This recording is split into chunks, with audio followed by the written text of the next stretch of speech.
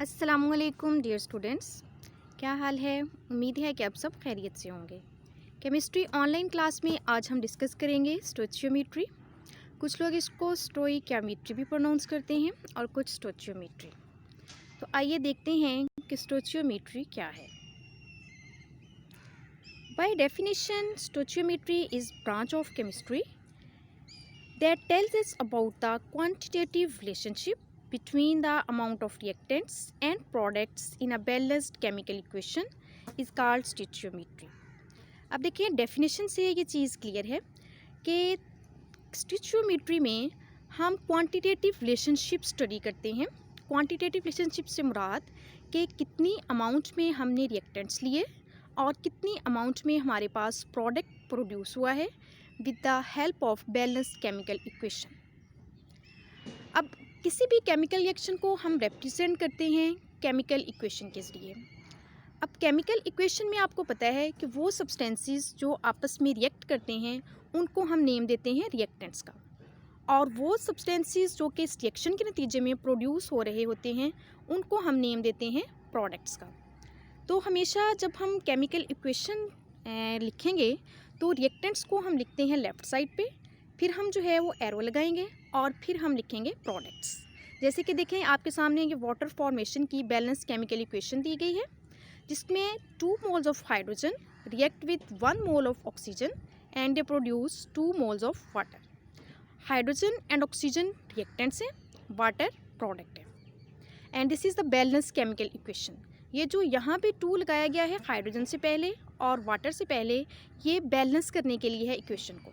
आपको पता है कि बैलेंस केमिकल इक्वेशन में दोनों साइड पे, यानी रिएक्टेंट वाली साइड पे भी और प्रोडक्ट्स वाली साइड पे भी, हर एक तमाम एलिमेंट्स के जो एटम्स इन्वॉल्व हैं उनकी तादाद क्या होनी चाहिए, इक्वल। जैसे यहाँ देखें 4 हाइड्रोजन एटम्स, यहाँ भी क्या हो गए 4, इधर 2 ऑक्सीजन एटम, तो यहाँ भी क्या हो गए 2। No this is the balance equation.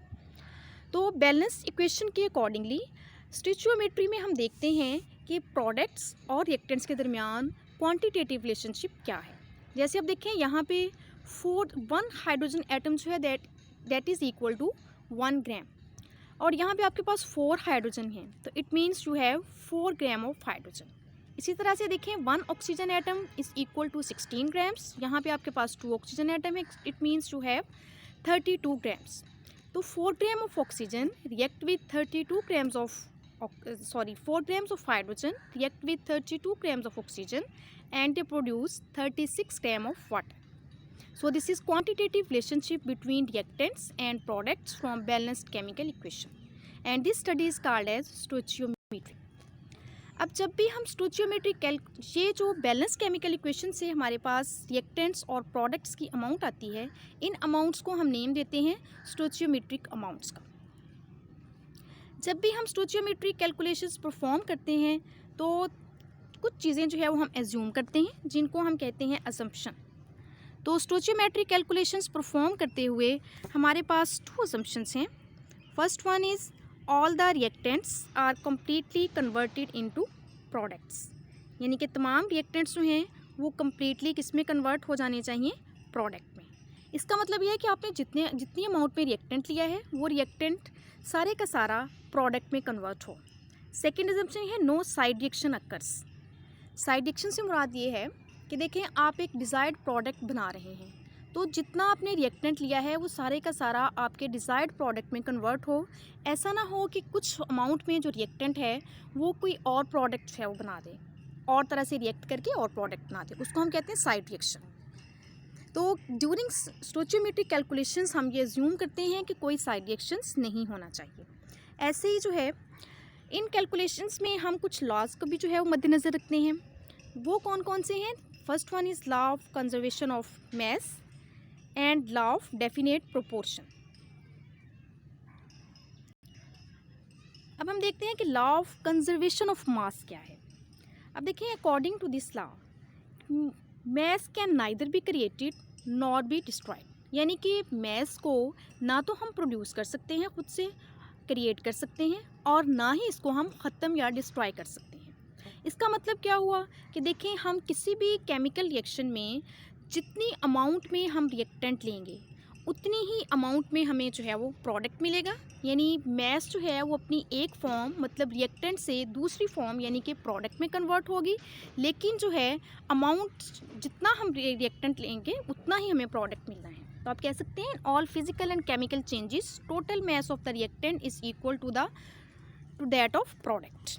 जैसे आप देखें प्रीवियस एग्जाम्पल में हमने वाटर की एग्जाम्पल ली थी कि यहाँ पे 4 ग्राम हाइड्रोजन जो है वो रिएक्ट करेगा with 32 gram oxygen and we will get 36 gram of water. अब देखिए 4 एंड 32 36, तो जितना टोटल अमाउंट हमारे पास रिएक्टेंट की है उतना ही हमारे पास प्रोडक्ट प्रोड्यूस हुआ है।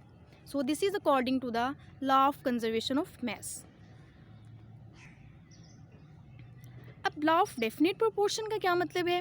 According to this law a pure chemical compound consist of same elements combined in a fixed ratio by mass. अब देखें किसी प्योर कंपाउंड को आप किसी भी तरीके से किसी भी सोर्स से हासिल करें, लेकिन उसमें हमेशा वही एलिमेंट्स मौजूद होंगे और उनकी जो कंबाइनिंग रेशो है बाय वेट वो भी क्या होगी? फिक्स। जैसे अब देखें कि आपके पास सपोज वाटर है, तो वाटर आपको पता है 2 एलिमेंट्स पर मुश्तमिल है, ऑक्सीजन एंड हाइड्रोजन, जिसमें ऑक्सीजन का एक एटम और हाइड्रोजन के 2 एटम्स इन्वॉल्व हैं। अब आप देखें चाहे वाटर किसी भी सोर्स से ऑब्टेन करें, चाहे आप जो है वो नहर से लें, चाहे आप किसी झील से लें, दरिया से लें, समंदर से लें, तो हमेशा इसका फार्मूला H2O ही होगा। यानी इसमें 1 oxygen atom and 2 hydrogen atoms मौजूद होंगे। और ऐसे देखें कि अगर हम इन दोनों एलिमेंट्स की बाय मैस रेशो कैलकुलेट करें, अब देखिए ऑक्सीजन का 1 एटम जो है दैट इज़ इक्वल टू 16 और हाइड्रोजन का 1 एटम जो है that is equal to 2 atoms जो है वाटर के अंदर, तो 1 atom equal to 1 and 2 atoms हैं तो इनका मैस कितना बनेगा? 2 ग्राम्स। तो अगर हम दोनों को 2 पे डिवाइड करें, 16 को 2 पे डिवाइड करें, आंसर क्या आएगा? 8। 2 को करें 1। तो अब देखें ऑक्सीजन और हाइड्रोजन की वाटर के अंदर जो रेशो है बाय मैस दैट इज़ 8:1। तो आप वाटर चाहे जितनी भी अमाउंट में ले लें और जिस भी सोर्स से ले लें, हमेशा एक वाटर मॉलिक्यूल के अंदर ऑक्सीजन और हाइड्रोजन की जो रेशो बाय वेट या बाय मैस है वो 8:1 ही रहेगी, इसमें कोई चेंज नहीं आएगा। And this is true for all chemical compounds कि हमेशा उनमें उन्हीं सेम एलिमेंट्स पर मुश्तमिल होंगे और उन एलिमेंट्स की जो रेशो है बाय मैस कंपाउंड के अंदर वो हमेशा फिक्स रहेगी। इसको हम कहते हैं लॉ ऑफ डेफिनेट प्रोपोर्शन। अब देखिए स्टोइचियोमेट्रिक कैलकुलेशंस का हमें फ़ायदा ये होता है कि इनकी मदद से हम बहुत सारी कैलकुलेशंस जो हैं वो परफॉर्म कर सकते हैं। आप देखें कि अगर आपको किसी केमिकल रिएक्शन में एक रिएक्टेंट का मैस दिया गया हो तो आप इससे प्रोडक्ट कितना प्रोड्यूस होगा वो हम कैलकुलेट कर सकते हैं। इसको हम कहते हैं मैस रिलेशनशिप। ऐसे ही अगर आपको देखें प्रोडक्ट का जो है वो मैस दिया गया हो कि इतना प्रोडक्ट प्रोड्यूस हो रहा है, तो बैलेंस केमिकल इक्वेशन के अकॉर्डिंगली हम ये कैलकुलेट कर सकते हैं कि रिएक्टेंट का कितना मैस जो है वो हमें लेना पड़ेगा। सेम इन केस इसी तरह से हम मैस मोल रिलेशनशिप फाइंड आउट कर सकते हैं।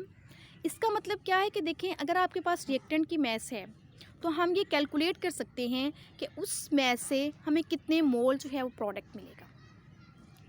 इसको हम ऐसे अगर आपको देखें रिएक्टेंट के जो है वो मोल्स दे दिए जाएं तो हम ये कैलकुलेट कर सकते हैं कि उन रिएक्टेंट के मोल से कितनी मैस यानी कितने ग्राम्स हमें प्रोडक्ट मिलेगा। इसको हम मैस मोल रिलेशनशिप या मोल मैस रिलेशनशिप दोनों ही कह सकते हैं।